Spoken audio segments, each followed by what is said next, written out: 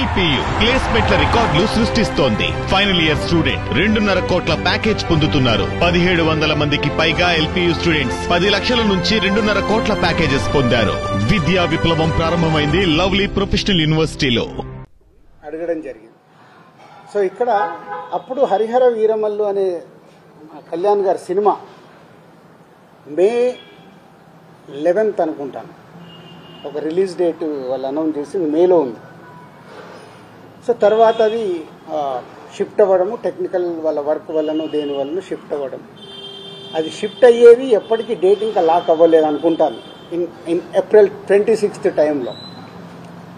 తర్వాత అలా ఈస్ట్ గోదావరి నుంచి స్టార్ట్ అయింది. ఇక్కడ నైజాంకు కూడా వచ్చింది, నైజాం సింగిల్ స్క్రీన్స్లో. సో నైజాం ఒక క్లారిటీ కోసం మీరు అందరూ మళ్ళీ నోట్ చేసుకోండి, ఫ్యూచర్కు కూడా ఉపయోగపడుతుంది. నైజాంలో సింగిల్ స్క్రీన్స్ 370 థియేటర్లు ఉంటాయి, 370 సింగిల్ స్క్రీన్స్ తెలంగాణ స్టేట్ మొత్తంలో. అందులో SVC సినిమాస్ అండ్ అదర్ మాకు రిలేటెడ్గా ఉన్న చారి గారు వాళ్ళ కలిపి మా దగ్గర ఉన్నాయి 30 థియేటర్లు. అవుట్ ఆఫ్ 370 థియేటర్లు 30 థియేటర్లు మా దగ్గర ఉన్నాయి. అలాగే ఏషియన్ సునీల్ అండ్ సురేష్ కంపెనీలో 90 థియేటర్లు ఉన్నాయి. 120 మా దగ్గర 30, వాళ్ళ దగ్గర 90.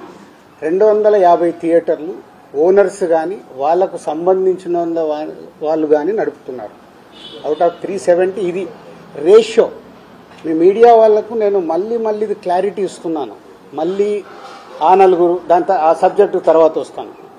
సో ఒక వ్యక్తుల మీద ఇండివిజువల్గా టార్గెట్ చేయడము, వెనకాల ఏముందో అర్థం చేసుకోకుండా మాట్లాడము. మీలాంటి వాళ్ళు కనీసం ఇలాంటి క్వశ్చన్స్ వచ్చినప్పుడు అండర్లైన్ చేసుకోండి. మీరు మాట్లాడేటప్పుడు ఎవరో ఎక్కడి నుంచో ఫోన్ ఇన్ తీసుకుంటారు. నాకెవరో లింక్ పంపితే జీ న్యూస్ ఉన్నారు ఎవరైనా ఇక్కడ? జీ న్యూస్లో చూసా ఇందాక ఎవరో పంపిస్తే. ఆ టాపిక్ సంబంధం లేదు కానీ అది కూడా తీస్తా. అక్కడేదో టాపిక్లో జరుగుతుంటే మళ్ళీ వస్తాను మెయిన్ పాయింట్కి. టాపిక్లో జరుగుతుంటే మొదటి రోజు గేమ్ చేంజర్ సినిమా పైరసీ వచ్చింది. అది నిర్మాతకి నష్టం, నిర్మాత ద్వారా డిస్ట్రిబ్యూటర్కి నష్టం, డిస్ట్రిబ్యూటర్ ద్వారా ఎగ్జిబ్యూటర్కి నష్టం. అక్కడ ఒక ఎక్స్ నిర్మాత అంటున్నాడు, ఆ నిర్మాతనే ఇది పైరసీ చేసి ఉండొచ్చు. అంటే ఎంత నీచం! ఒక ప్యాషనెటిక్ ప్రొడ్యూసర్ నేను, నా సినిమాని నేను కాపాడుకోవడానికి ఫైట్ చేస్తాను అంటే ఎంత దిగజారిపోతున్నారు వాళ్ళు. మీడియాలకు రావడానికా, మీడియా వాళ్ళు ఇచ్చే ఇంపార్టెంట్ కోసమా? అది అవసరం లేని టాపిక్. పైరసీ మీద మేము ఫైట్ చేస్తాం కానీ ఎవడన్నా ఇన్ హౌస్ మన ఇంట్లో మనిషిని మనం చంపుకోవాలని ఎవడన్నా మనిషి అనుకుంటాడా? ఏ కుటుంబంలో ఎవరన్నా అనుకుంటారా? అంత నీచంగా బిహేవ్ చేస్తున్నారు కొందరు, అది పక్కన పెడదాం. సో ఈ పర్సంటేజ్ విధానం తెలంగాణకు వచ్చినప్పుడు తెలంగాణ ఎగ్జిబిటర్స్ న్యాచురల్గా సార్ ఈస్ట్ గోదావరిలో అంటున్నారంట, ఇలా తెలంగాణలో కూడా మేము అన్ని థియేటర్లు మూత పడుతున్నాయి, మాకు ఏదో ఒక సొల్యూషన్ కావాలి అని శిరీష్ గారిని అడగడం జరిగింది. ఎవరు ఆ 270 థియేటర్లు? ఎందుకు 30 ఏళ్ల నుంచి వాళ్ళు మాతో వ్యాపారం చేస్తున్నారు. 1998 నుంచి ఆ ఎగ్జిబిటర్స్కి మాకు 28 ఏళ్ల నుంచి ఒక నడుస్తుంది, ఆ రిలేషన్ నడుస్తుంది. వాళ్ళు అడిగినప్పుడు ఈస్ట్ గోదావరికి ఇలా జరుగుతుంది అన్నప్పుడు శిరీష్ గారు నా నోటీస్లో తీసుకొచ్చారు. ఇలా నువ్వు ఛాంబర్ ప్రెసిడెంట్గా ఉన్నప్పుడు ఛాంబర్లో జరిగిన లాస్ట్ ఇయర్ నేను ఛాంబర్ ప్రెసిడెంట్, మీ అందరికి తెలిసిందే. ఛాంబర్లో నువ్వు అన్నావంట ఎగ్జిబిటర్స్కి కూడా ఏదైనా కష్టాలు ఉన్నప్పుడు డెఫినెట్గా గవర్నమెంట్స్తో కూడా మాట్లాడి సాల్వ్ చేస్తామని వాళ్ళు ఈ పాయింట్ అడుగుతున్నారు. ఈస్ట్ గోదావరిలో అడుగుతున్నారు. What will do? ఎగ్జిబిటర్స్కి ఏం కావాలో అడగడంలో తప్పులేదు. వాళ్ళకు ఉన్న ప్రాబ్లమ్స్ ఏంటి వాళ్ళని చేసుకొని కమ్యూనికేట్ చేయమనండి. ఎవరికి? ఛాంబర్కి. ఛాంబర్కి కమ్యూనికేట్ చేస్తే అప్పుడు ఛాంబర్ నుంచి ప్రొడ్యూసర్స్కి లేదా గవర్నమెంట్కి ఈ టాపిక్ వెళ్తుంది. బికాజ్ ఐఎమ్ FDC చైర్మన్ కాబట్టి ఆ ఉద్దేశంలో వాళ్ళు ఈ రూట్లో రావడం జరిగింది. అది అయిపోయింది. సో నేను నా వెకేషన్ కోసం నేను హాలిడే వెళ్ళాను. వాళ్ళు మే 18 ఒక మీటింగ్ అనుకున్నారు ఎగ్జిబిటర్స్, ఏపీ తెలంగాణ ఎగ్జిబిటర్స్ అందరు. ఆ రోజు ఆ మీటింగ్ అయిపోయే టయానికి నేను లాస్ట్కి ఒక 15 నిమిషాల గురించి వెళ్ళా. సో మళ్ళీ అది మీ మీడియా మిత్రులకు కూడా చాలా అవసరం ఇది. ఎందుకంటే ఆ టాపిక్ June 1 థియేటర్లు బంద్ అనేది ఫస్ట్ వేసింది మీరు. లోపల జరిగిందేంటి, వాళ్ళు అడిగిందేంటి మీకు క్లారిటీ లేదు. ఎవరో ఫోన్ ద్వారా చెప్పింది అది మట్టుకే మీరు మీ స్ట్రోలింగ్లు కానీ మీ బ్రేకింగ్ న్యూస్లు కానీ మీరేశారు. అంటే యాక్చువల్ లోపల ఏం జరిగింది, వాళ్ళు ఏం అడిగారు, వాళ్ళు ఛాంబర్కి ఏమి ఇచ్చారు, మీకు క్లారిటీ లేదు. వాళ్ళు అక్కడ నేను వెళ్ళి మాట్లాడిన తర్వాత సార్ మేము ఇలా అనుకుంటున్నాం, మాకు ఈ పర్సంటేజ్ విధానం కావాలి, ఈ రెంటార్ పర్సంటేజ్ అనేది ఉంది, ఆ కొన్ని సినిమాలకే 90% సినిమాలు మేము పర్సంటేజ్లో ఆడుతున్నాము, సో కొన్ని సినిమాలకి ఇలా ఉంది, మాకు కావాలి అని అడుగుతున్నాం. సరే, దాంట్లో వాళ్ళ పర్సంటేజ్ విధానంలో కూడా రాయొద్దు అని చెప్పా. ఎందుకు, అది ప్రొడ్యూసర్స్, అక్కడ డిస్ట్రిబ్యూటర్స్ కంఫర్ట్గా లేరు, ప్రొడ్యూసర్స్ కంఫర్ట్గా లేరు. సో మీ కోరిక, మీ రిక్వెస్ట్ ఏదైతుందో మీరు ప్రొడ్యూసర్స్కు చెప్పండి. డెఫినెట్గా ప్రొడ్యూసర్స్ మీటింగ్ అయినప్పుడు వాళ్ళు మీ గురించి ఆలోచించి ఎలా దీన్ని సాల్వ్ చేయాలనేది ప్రయత్నం చేసి తొందరలోనే చేస్తాము. అక్కడ కొందరు సార్ మేము ఇది కాకుంటే June 1 నుంచి మేము థియేటర్లు క్లోజ్ చేస్తాం, అది తప్పు. మీరు అలాంటి స్టేట్మెంట్లు కానీ అలాంటి అడిగితే ఎదుటి వాళ్ళకు హర్టింగ్గా ఉంటుంది, ఆ టాపిక్ వద్దు. సో దీన్ని మీరు అందంగా మీ ప్రొడ్యూసర్స్కి ఛాంబర్ ద్వారా, ఏదైతే ఛాంబర్ మెయిన్ బాడీ ఉందో దాని ద్వారా డిస్ట్రిబ్యూటర్లకి ప్రొడ్యూసర్లకి కమ్యూనికేట్ అవుతే మళ్ళీ జాయింట్ మీటింగ్ అవుతుంది. జాయింట్ మీటింగ్ అయినప్పుడు దీనికి క్లారిటీ వస్తుంది, లేదా ఒక సొల్యూషన్ కోసం ప్రయత్నం జరుగుతుంది అని నేను చెప్పగానే ఆ రోజు అక్కడ ఉన్న వాళ్ళందరూ ఏకీభవించారు.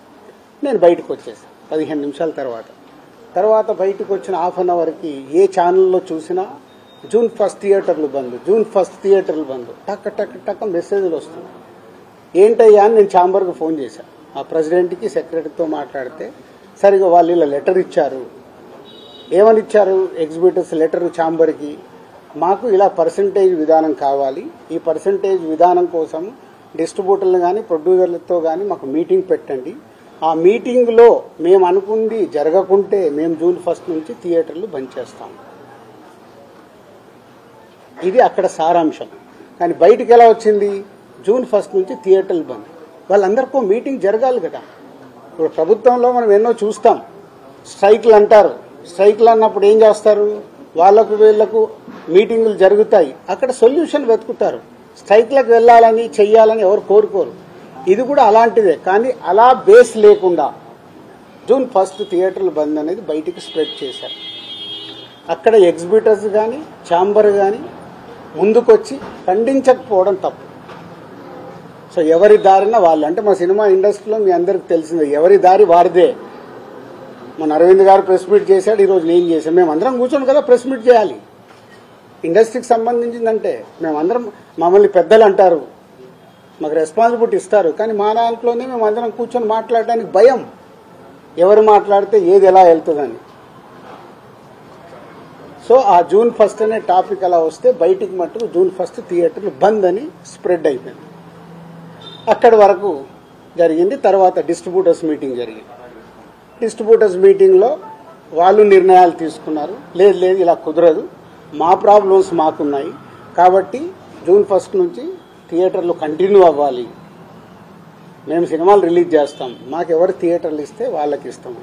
ఎందుకు, ఈ రోజు వరకు నాకు తెలిసి కోవిడ్లో తప్పితే ఎప్పుడు సినిమా థియేటర్లు ముయ్యలేదు నాకు తెలిసి. మీకేమైనా తెలిసి ఉంటే చెప్పండి సార్, అప్పుడేదో థియేటర్లు మూసారని. ఈ రోజు వరకు కోవిడ్లో తప్పితే ఎప్పుడు థియేటర్ క్లోజ్ చేయరు. సినిమాలు రిలీజ్ ఉంటే సినిమాలు వేసుకోవాలనుకుంటారు ఎగ్జిబిటర్, మూసుకుంటే వాళ్ళకే నష్టం. ఆ రోజు ఆ మీటింగ్లో ఇంకొకటి కూడా నేను అండర్లైన్ చేసే వాళ్ళకి, 56 రోజులు మేము షూటింగ్లు ఆపాం, మేము ఏమీ సాధించలేకపోయాం. నిర్మాతలుగా ఏదైనా సాధించగలిగితే నిర్మాతలే సాధించాలి. ఎందుకు, ఎవ్రీవేర్ మేమే ఉంటాం కాబట్టి. మాకే ధైర్యం లేదు, మీరు ఎక్కడికి వెళ్ళి అవుతారో సాధ్యం కాదు అంటే వాళ్ళందరూ ఏకీభవించడం జరిగింది. తర్వాత స్ప్రెడ్ అయింది.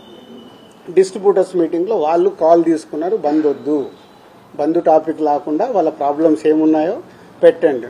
తర్వాత ప్రొడ్యూసర్స్ మీటింగ్ జరిగింది. ప్రొడ్యూసర్స్ మీటింగ్లో ఆ రోజు నేను పార్టిసిపేషన్ చేయడం జరిగింది. ప్రొడ్యూసర్స్ అందరం కూడా యునానిమస్గా ఎగ్జిబిటర్స్కి ప్రాబ్లమ్స్ ఉన్నాయని చెప్తున్నారు. అది మనం మాట్లాడుకొని వాళ్ళని ఎలా సాల్వ్ చేసి ముందుకు తీసుకెళ్దాం, థియేటర్లు ముయ్యడాలు చెయ్యడాలు వద్దు, జాయింట్ మీటింగ్ పెట్టండి, జాయింట్ మీటింగ్లో క్లారిటీగా ఇది చెప్పుదామని. సో జాయింట్ మీటింగ్కి 23 అనుకున్నారు, 24 పెట్టారు. ఈ లోపలనే ఈ ఎపిసోడ్ అంతా ఇంకొక సైడ్ డైవర్ట్ అయింది. అది మీ అందరికీ తెలిసిందే. కళ్యాణ్ గారి సినిమా మీదకి ఇది డైవర్ట్ అయ్యి కళ్యాణ్ గారి సినిమాని ఇలా అనుకుంటున్నారు. దాంట్లో మేబీ నా పేరు డైరెక్ట్గా ఎక్కడా రాలేదు కానీ ఇండైరెక్ట్గానే వచ్చిందని అందరూ చెప్తున్నారు. కళ్యాణ్ గారి సినిమా ఆపే దమ్ము ధైర్యం ఎవ్వడు ఆలోచించడు. ఎందుకంటే ఫస్ట్ థియేటర్లు బేసిక్గా ముయ్యరు. ఈ రోజు వరకు థియేటర్లు ముయ్యడం అనేది నా 30 ఏళ్ల సర్వీస్లో నేను షూటింగ్లు ఆపుకున్నాం. ఎందుకు మా బాధలు ఉన్నప్పుడు ఆపుకునేదైనా సాల్వ్ చేసుకోవటానికి. కానీ థియేటర్లు ముయ్యడం అనేది ఈ రోజు వరకు జరగల. అది ఎపిసోడ్ కాస్త కళ్యాణ్ గారి సినిమా మీదకి తీసుకెళ్లారు. గవర్నమెంట్స్ కూడా అలాంటివే కమ్యూనికేట్ చేశారు మధ్యలో. సో ఎవరి అడ్వాంటేజ్లు ఏమున్నాయో ఇక్కడ తెలియదు. అడ్వాంటేజ్లు ఉన్న వాళ్ళు భయంతోనో భక్తితోనో కమ్యూనికేషన్ రాంగ్గా కమ్యూనికేట్ అయింది. సో అప్పుడు దుర్గేష్ గారు మినిస్టర్ నాతో మాట్లాడడం జరిగింది. ఆ రోజు కూడా నేను చెప్పాను, సార్ థియేటర్లు ముయ్యరు, అది జరిగింది. జాయింట్ మీటింగ్ ఉంది, ఈ జాయింట్ మీటింగ్లో క్లారిటీ వచ్చేస్తుంది. జాయింట్ మీటింగ్తో అందరూ యునానిమస్గా ఒప్పేసుకొని క్లోజ్ చేశారు. బట్ ఈ లోపలనే గవర్నమెంట్ సైడ్ నుంచి గవర్నమెంట్కి వెళ్ళిన కమ్యూనికేషన్ వల్ల థియేటర్లు ఇట్లా కళ్యాణ్ గారి సినిమాని ఇలా టార్గెట్ చేస్తున్నారు, ఇలా అనేది ఒక రాంగ్ కమ్యూనికేషన్ అని నేను అనుకుంటున్నాను. మరి అది వాళ్ళకి రాంగ్గా వెళ్ళిందా రైట్గా వెళ్ళిందా నాకు తెలియదు. But my point of view wrong కమ్యూనికేషన్తో కళ్యాణ్ గారి సినిమా మీదకి తీసుకెళ్లారు. మే 30 అప్పటికే భైరవం అనౌన్స్ అయింది. జూన్ 5 కమల్ హాసన్ గారి సినిమా అనౌన్స్ అయింది. జూన్ 12 కళ్యాణ్ గారి సినిమా ఉంది. జూన్ 20 కుబేరా ఉంది. సో ఈ నెలంతా కంటిన్యూగా సినిమాలు ఉన్నాయి. అలాగే జూలై 4th మేము ముందు తమ్ముడు అనుకున్నాం, మన కింగ్డమ్ అనౌన్స్ చేశారు. దానికి మేము ఇంకా జూలైలో ఇంకో డేట్ చూస్తున్నాం. ఇలా జూన్, జూలై, ఆగస్ట్, సెప్టెంబర్ కంటిన్యూగా సినిమాల ఫ్లో ఉంది. ఈ టైంలో ఇండస్ట్రీని ఎలా మనం కాపాడుకోవాలి ఉన్న సినారియోలో ఏప్రిల్ మే అనేది is a main season for film industry. Total మనందరికీ తెలుసు ఏప్రిల్ మే టోటల్ థియేటర్లు మూతపడ్డాయి. మేబీ సినిమాలు సరైన సినిమాల్ని మనం ఆడియన్స్కి ఇవ్వక ఐపీఎల్ వల్ల ఏ కారణం చేతైనా ఏప్రిల్ మే అనే కీ సీజన్ సినిమా ఇండస్ట్రీకి కీ సీజన్ సినిమాలు లేక మూతపడుతూ ఉన్నాయి థియేటర్లు. ఇవన్నిటికీ పరిణామాలు ఎక్కడి నుంచి ఎక్కడికి వెళ్ళాయి, అసలు లోపల ఏముంది, బయటికి వచ్చింది ఏంటి? మన శాస్త్రం ఉంది. చిన్నప్పుడు సార్ నేను పాము చూశాను ఒక ఆయన అంటాడు, పక్క ఆయన వెళ్ళి అరే ఆడికి పాము కాదు పడిగిప్పిందట అంటాడు. ఇంకొక ఆయన మూడో మనిషి దగ్గరికి వెళ్ళి పడిగిప్పడం మీద బాబు కాటేయడానికి కూడా వచ్చిందట అంటాడు. యాక్చువల్ మొదట ఆయన చూసింది పామునే, పడగైంది, పడగకెళ్ళి కాటు. అంటే ముగ్గురు మనుషుల్లో ఎంత కమ్యూనికేషన్లో వెళ్తుంది. లోపల థియేటర్ వాళ్ళు ఈస్ట్ గోదావరిలో మొదలైంది. ఇప్పుడు ఆ ఈస్ట్ గోదావరి మొదలైన ఆయన మొన్న ఒక దాంట్లో ఇంటర్వ్యూ కూడా ఇచ్చాడు. ఆ వ్యక్తి ఇంటర్వ్యూ కూడా ఇచ్చాడు, ఏం జరుగుతుంది ఏంటి ఇండస్ట్రీలు అని. ఆ వ్యక్తి ఇప్పుడు తీసుకొచ్చి దాన్ని మొత్తము తెలంగాణకి కనెక్ట్ చేసేశాడు. ఏప్రిల్ 19 ఈస్ట్ గోదావరిలో ఆయన అధ్యక్షతన మీటింగ్ జరిగితే అది ఎక్కడికి తీసుకొచ్చారు. సో ఇది టోటల్ ఎపిసోడ్. దీనికి ముందుగా నేను అందుకే దుర్గేష్ గారికి ముందు థ్యాంక్స్ చెప్పింది ఏంటంటే 9 రోజుల్లో ఎక్కడెక్కడో వెళ్తుంది. ఎందుకంటే సినిమా వాళ్ళకి 2 ప్రభుత్వాలు చాలా ఇంపార్టెంట్. ఇక్కడ కూడా నన్ను సీఎం రేవంత్ రెడ్డి గారు ఎఫ్డీసీ చైర్మన్గా పెట్టడానికి రీజనే అది. నేను చాలా బిజీగా ఉన్నంటే లేదు ప్రభుత్వానికి గవర్నమెంట్కి మధ్యలో నీలాంటి వాళ్ళు ఉంటే ఏ సమస్యలు ఉన్నా ఈజీగా కమ్యూనికేషన్ అవుతే సాల్వ్ అవుతుందని. అలాగే ఏపీలో మనం చూసాం. ఏపీలో అంతకుముందు ప్రతి ఒక్కదాన్ని భయపడుతూ ఉన్న తర్వాత కళ్యాణ్ గారు వచ్చి గవర్నమెంట్ ఫామ్ అయిన తర్వాత అప్పుడు నేను ఛాంబర్ ప్రెసిడెంట్ని, అందరినీ రమ్మంటే అందరం వెళ్ళి కళ్యాణ్ గారిని కలవడం కానీ కళ్యాణ్ గారి ఇండస్ట్రీకి చేసిన సపోర్టు మామూలుది కాదు. ఆ రోజు మీకు టికెట్ రేట్లు కావాలన్నా మీకేం కావాలన్నా ఈజీగా తీసుకెళ్ళండి అని. ఇప్పుడు కళ్యాణ్ గారు చెప్పిన తర్వాత ప్రతి ప్రొడ్యూసర్ ఏం చేస్తున్నాడు, ఏదో మన పక్కింటికి వెళ్ళినట్లే వెళ్ళి టికెట్ రేట్లు తెచ్చుకుంటున్నాడు. ఎవరికే కష్టం లేదు, వెళ్ళడం ఒక అప్లికేషన్ పెట్టడం, ఫోన్లో మాట్లాడుకోవడం, టికెట్ రేట్లు తెచ్చుకోవడం. అంతకు మించి ప్రొడ్యూసర్లు అందరం యూనిట్గా వెళ్దాము, గవర్నమెంట్ని కలుద్దాము, మా ఛాంబర్ నుంచి